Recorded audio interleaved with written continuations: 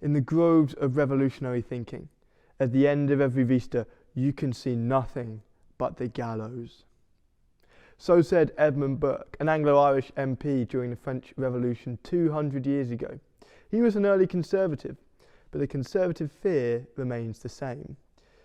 That the promise of every revolution, that the promise of social progress, always ends in destruction. I'm Theo, and I'm going to be taking on this poorly informed production looking at what is conservatism.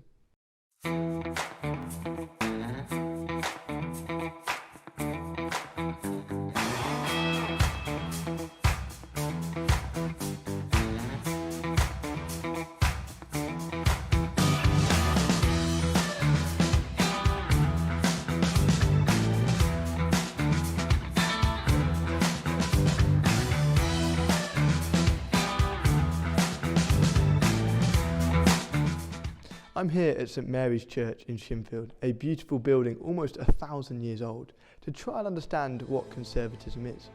It doesn't necessarily mean supporting the Conservative Party, often the two are not the same. And while beautiful buildings like this are wonderful, it doesn't necessarily mean loving those either. In fact, conservatism is more basic and older than that. It was formed during the French Revolution. Well, actually it was formed as a reaction to the French Revolution by British politicians who, seeing the destruction and death of what French revolutionaries had promised would be freedom and equality, were deeply scarred and feared the same thing happening here across the Channel. And so they became determined to conserve their society, creating what would be the oldest political philosophy, a worldview so basic that Edmund Fawcett simply calls it a practice of politics. This is conservatism. The first conservatives, fear of the revolution and fear of what the revolution may destroy. And this urgency to conserve society continued well into the 1800s as the Industrial Revolution got underway. See, conservatism is actually, as a political philosophy, opposing in this period. It's not dominant.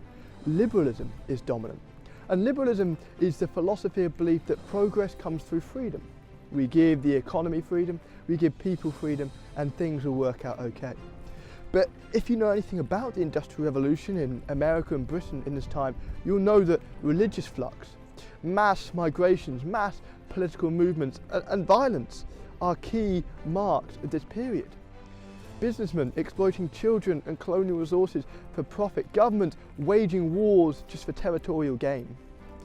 So conservatives learned three hard lessons in opposition in this time. They learned, firstly, not to trust people. You cannot trust the darkness of the human heart as liberalism does. Secondly, not to trust government. Abuses and concentrations of power will lead to abuses. And thirdly, not to trust the free market. Unless guided or structured, it will destroy society. And this is the conservative responsibility, to remind liberal democratic society of its cost, that you cannot make choices unchecked and unchallenged.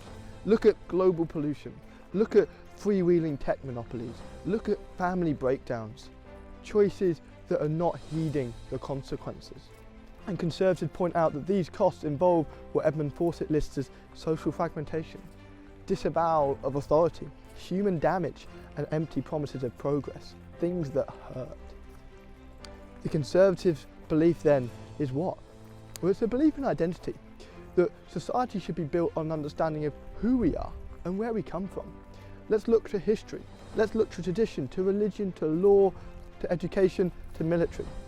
Let's look to these things that tell us who we are. Not social individualism, not big businesses running amok. Let's hold on to these reference points in a very changing world. This is Reading Abbey, once one of the biggest and most powerful religious communities in Britain, maybe Europe. It's now a set of ruins. Reading Abbey has been the victim of two forces of progress, Henry VIII and the Roundheads, and is now simply shattered, the beauty gone. And in the 21st century, the conservative fear remains that the forces of the new will leave the greatness of the old hulking and empty. And this looks different in different places, this fear and this practice. In Britain, conservatism means having a deep understanding of history and being suspicious of large government authority. In Germany, conservatism means sensible, steady government because history is a warning of over-aggressive leadership. And in America, conservative means drawing on a deep evangelical philosophy of what America was and what America should be. In all these places, there is a fear that unrestrained social change will lead maybe to Reading Abbey. Because conservatism is stronger when you feel there is more to lose. If you have a house, a family, if your community is invested in centuries of religion and history, then change threatens what you feel is good in the world around you. Or, as David Koyzis puts it, a conservative often has a heightened sense that with change of any kind comes inevitable loss, maybe even the gallows.